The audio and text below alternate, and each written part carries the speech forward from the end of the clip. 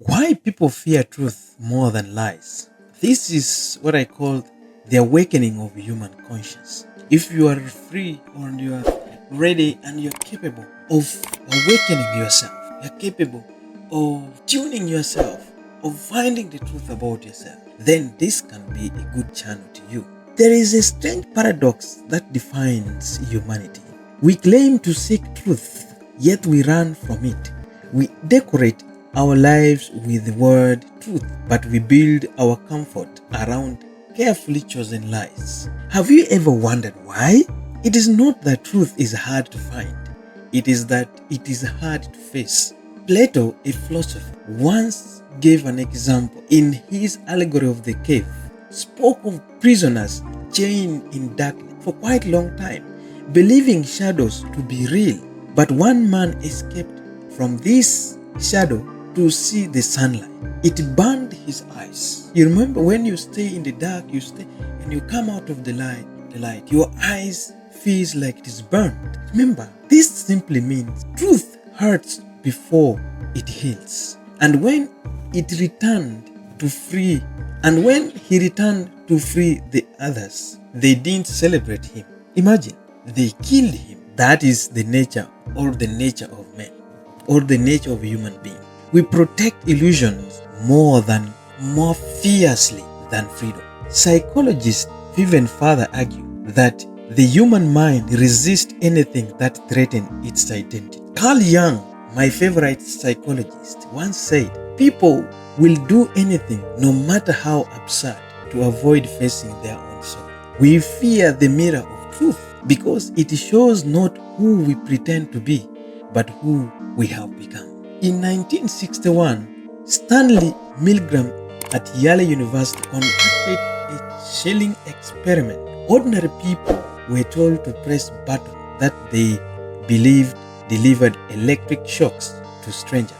Most obeyed, even when they thought they were causing pain. But why? Because obedience felt safer than truth. They feared disobedience more than cruelty. And that is what our system teaches, that comfort is more valuable than conscience. Truth is not violent, it is simply unfiltered light. But when that light enters the room, it exposes everything, our motives, our mask, our memories. That is why people prefer religion without reflection, politics without ethics, and wealth without wisdom. Because truth doesn't flatter, it transforms. Even in the scripture, those who read the scripture, the Christians, this story repeats. When Jesus spoke truth to the powerful, he wasn't hated because he was wrong. He was hated because he revealed what they hid. He said, and I quote, "You shall know the truth, and the truth shall set you free."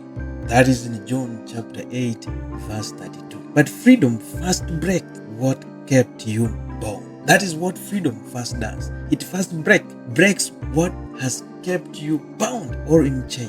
Every truth teller in the history faces the same fire. Socrates, for example, was poisoned for awakening young minds. Galileo, the scientist, was silenced for revealing the heaven. History doesn't hate truth. It hates those who speak too early. So why do people fear truth more than lies? Because lies make us belong. Truth makes us stand alone. Those people who stand alone, they are, if you look at them carefully, they are always those who are very straight in the community, those whom people define as being difficult. But you find those who shout in the crowd, these are prominent liars. This is why we say lies always brings crowds together in most cases, and the truth always makes one to stand alone. Lies keep the crowd together.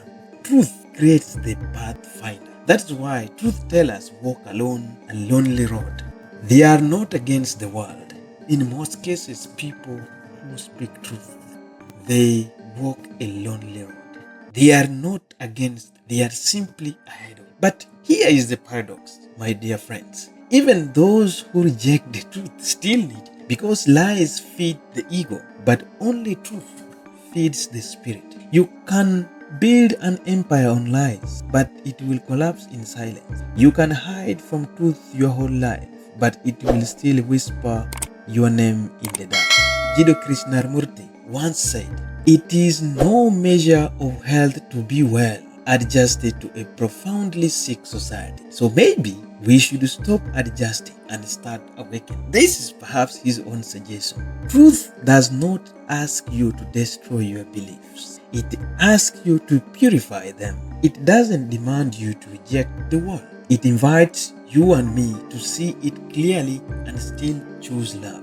Because truth without love becomes a weapon, but love without truth becomes blindness. Maybe we fear truth because deep down we know it demands rebirth, and every rebirth begins with death of illusion.